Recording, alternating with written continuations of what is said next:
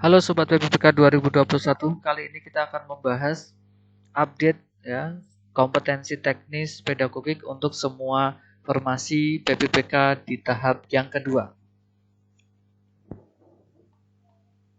Oke, kita akan lanjutkan dari soal yang sebelumnya. Kita mulai dari nomor 11. Model rancangan PTK atau penelitian tindakan kelas terletak pada alur pelaksanaan tindakan yang dilakukan. Hal ini sekaligus menjadi penanda atau ciri khusus yang membedakan PTK dengan jenis penelitian lain.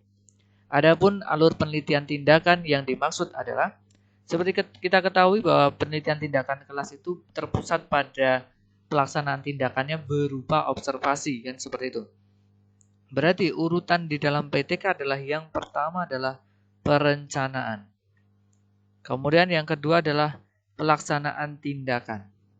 Nah, setelah adanya pelaksanaan tindakan dari hasil yang direncanakan tadi adalah berupa kegiatan intinya yaitu adalah observasi atau pengamatan. Yang keempat adalah refleksi.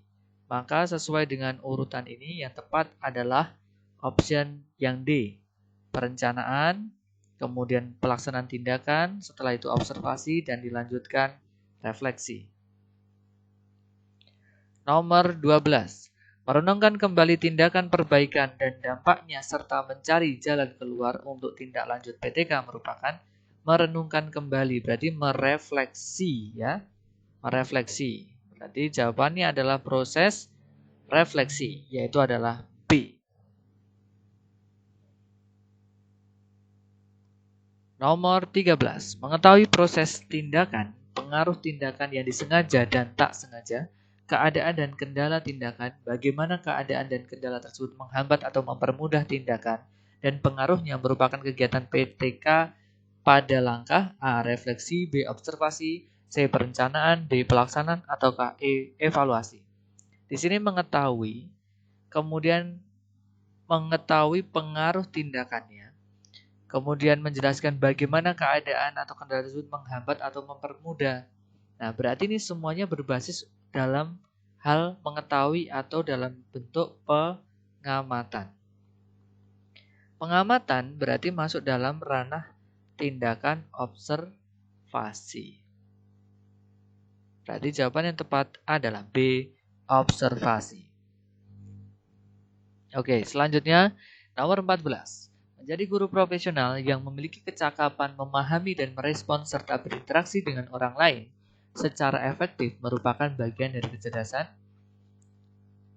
A. Logical Mathematical Intelligence, B. Naturalist Intelligence, C. Interpersonal Intelligence, Intrapersonal Intelligence, atau D. Interpersonal Intelligence, atau E. Professional Development Intelligence. Nah, maka kita perlu kembali belajar mengenai materi yang ada di dalam SIM PKB. Jenis-jenis potensi. Jenis potensi dibedakan menjadi potensi fisik dan juga potensi psikologis.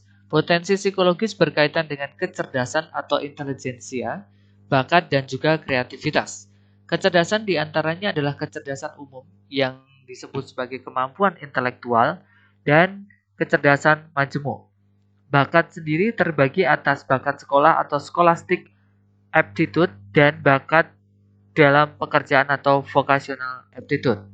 Nah, kemudian kalau kita membahas multiple intelligence atau kecerdasan yang tadi kita jelaskan di sini, ada kecerdasan yang memiliki variasi, berarti bukan hanya kecerdasan umum. Nah, itu ada kecerdasan bahasa atau yang disebut verbal linguistic intelligence, berarti berkaitan dengan kemampuan kebahasaan, yaitu kata-kata seperti penulis, ahli bahasa, sastrawan, jurnalis, orator, penyiar, dan yang lain-lain. Yang kedua ada kecerdasan matematika logis atau logical mathematical intelligence, yaitu adalah kecerdasan untuk menyelesaikan operasi matematika seperti yang dimiliki oleh para ilmuwan, ahli matematis, akuntan, kemudian insinyur, dan pemrograman komputer.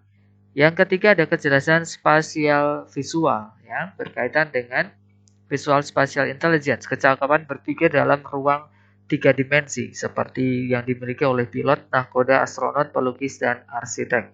Kemudian ada kecerdasan kinestetik atau gerakan fisik atau yang disebut sebagai kinesthetic intelligence, kecakapan melakukan gerak dan keterampilan kecepatan fisik, olahraga, ya, penari mencipta tari, perajin profesional, dokter bedah, seperti itu. Kemudian ada kecerdasan musik atau musical intelligence, yaitu kecakapan untuk menghasilkan dan menghargai musik, sensitivitas terhadap melodi, ritme, nada, tangga nada, seperti profesi komposer, musisi, kritikus musik, penyanyi, dan pengamat musik. Kemudian ada kecerdasan yang berkaitan dengan hubungan sosial. Nah ini, ada kata interpersonal intelligence, yaitu adalah kecakapan memahami dan merespon serta berinteraksi dengan orang lain secara efektif. Jadi dengan orang lain itu namanya interpersonal. Contoh yang dimiliki oleh profesi-profesi guru, konselor, pekerja sosial, aktor, pimpinan masyarakat, dan politikus. Kemudian ada kecerdasan yang mirip ya dengan interpersonal bahasanya, tetapi berbeda makna. Ini adalah intrapersonal atau intrapersonal intelligence, yaitu kecakapan mengenai hal-hal berkaitan dengan mengenali dan memahami diri serta berkaitan dengan menata diri sendiri secara efektif, seperti profesi agamawan, psikolog, psikiater, ataupun filsuf. Maka berkaitan dengan soal ini tadi, yang berkaitan dengan kemampuan berinteraksi dengan orang lain, ya berarti ini jawaban yang tepat adalah interpersonal intelligence yang D. Nomor 15. Bakat yang berkaitan dengan kemampuan penguasaan ilmu pengetahuan ya berkaitan dengan mata pelajaran seperti bakat matematika, bahasa, fisika, sejarah, IPS, olahraga, kemudian musik dan menggambar dan keterampilan merupakan A. Vocational aptitude, B. Scholastic aptitude, C. Logical mathematic intelligence, D. Intrapersonal aptitude, interpersonal aptitude. Karena ini berkaitan dengan penguasaan mata pelajaran sekolah ya seperti matematika dan yang lain-lain, maka disebutnya adalah scholastic aptitude. Jawaban yang tepat adalah B. Nomor 16. Bakat yang berkaitan dengan penguasaan bidang pekerjaan seperti bidang teknik, pertanian dan ekonomi merupakan A. Vocational aptitude, B. Scholastic aptitude, C. Logical mathematic intelligence, ataukah D. Intrapersonal aptitude, ataukah E. Interpersonal aptitude. Nah, jawaban yang tepat adalah karena ini berkaitan dengan penguasaan bidang pekerjaan, berarti vokasi ya. Maka jawabannya adalah vocational aptitude yang A. 17. Mempertimbangkan beberapa jawaban yang mungkin ada untuk suatu masalah merupakan bentuk kreativitas. Ya, kreativitas timbul dari pemikiran. Nah, kita harus belajar terlebih dahulu pemikiran. Ya, itu dibagi menjadi dua. Ada pemikiran yang bersifat divergen, menyebar, dan juga ada yang bersifat konvergen atau memusat. Ya. Ini memusat, kemudian ini menyebar. Nah, kalau divergen, menyebar atau beragam ya, beragam. Ini adalah kemampuan-kemampuan berpikir kreatif, di mana orang-orang tipe kreatif tersebut atau biasa juga disebut sebagai yang bersifat lateral, maka dia ciri khasnya adalah orang-orang kreatif ini memiliki berbagai alternatif jawaban atau solusi. Jawaban atau solusi. Sedangkan orang-orang yang pemikirannya konvergen atau memusat atau yang sering disebut adalah orang-orang analitis ya. Orang-orang ini bersifat pemikirannya vertikal ya. Ditunjukkan dengan pemikiran-pemikiran yang bersifat sistematis ya, kemudian logis dan analitis. Jadi dia tidak mudah dibiaskan oleh pendapat-pendapatan yang tidak berkaitan dengan masalah tersebut. Karena di soal ini berkaitan dengan kreativitas, maka jawaban yang tepat adalah bersifat divergen ya. Kreativitas timbul dari pemikiran divergen atau orang-orang yang sifat kreatif. 18.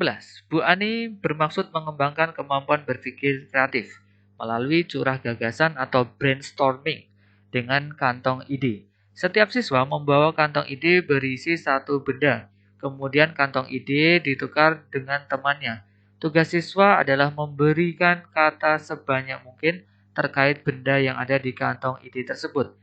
Cara yang digunakan Bu Ani dapat mengembangkan keterampilan berpikir. Sebenarnya tanpa kita harus membaca panjang lebar ini, di awal sudah ada kata berpikir kreatif. Beliau ingin mengembangkan kemampuan berpikir kreatif. Kreatif tadi apa? Ya, tepat sekali adalah divergen. Nomor 19. Tipe berpikir logis dan sistematis dengan mengumpulkan dan menggunakan hanya informasi-informasi yang relevan berdasarkan data, fakta, dan kenyataan merupakan berpikir analitis. Ya, proses berpikir ini dibutuhkan ketika kita melakukan analisa terhadap sebuah persoalan yang membuat kita fokus pada persoalan yang sedang dihadapi secara nyata dan tidak terbiaskan oleh pendapat-pendapat subjektif yang tidak terkait dengan persoalan tersebut. Pola berpikir tersebut merupakan, jadi ini ada kata kunci berpikir analitis, fokus, tidak mudah terbiaskan, ya, ada data, ada fakta, dan juga kenyataannya. Nah, pola berpikir apa ini? Apakah A, skematis, ataukah B, divergen, ataukah C, konvergen, ataukah D, discovery, ataukah E, inquiry? Karena ini berpikir analitis, ya, terfokus, berarti adalah berpikir memusat, yaitu adalah konvergen. Jawaban yang tepat adalah C. Nomor 20. Berpikir dengan memberi kesempatan kepada anak untuk mengemukakan pendapat sebanyak mungkin tanpa memikirkan bahwa pendapat yang disampaikan itu benar atau salah, memberikan pendapat yang berbeda, memberikan beberapa alternatif pemecahan masalah, dan memberikan gagasan-gagasan yang berbeda atau baru merupakan konsep bahwa berpikir itu A, konvergen, B, asimilasi, C, simulasi, D, diferensiasi, ataukah E, divergen. Karena ini alternatif pendapatnya itu banyak, ya, dari satu persoalan dia bisa menelurkan berbagai macam ide dan alternatif pendapat, maka ini adalah berpikir kreatif. Ya. Berpikir kreatif tadi adalah pola berpikir divergen. Maka jawabannya adalah E. Oke, demikian video pembelajaran berkaitan dengan kompetensi teknis pedagogik di part yang kedua. Untuk semua formasi PPPK di tahap yang kedua, semoga bermanfaat dan diberikan kelancaran serta kesuksesan di tahap yang kedua untuk rekan-rekan semuanya pejuang PPPK. Jangan lupa like, comment, dan subscribe channel Mentor PPPK untuk memberikan semangat kami untuk mendampingi serta membersamai kesuksesan rekan-rekan semuanya. Salam sukses, salam hebat, salam cerdas, Sobat PPPK 2021. Terima kasih.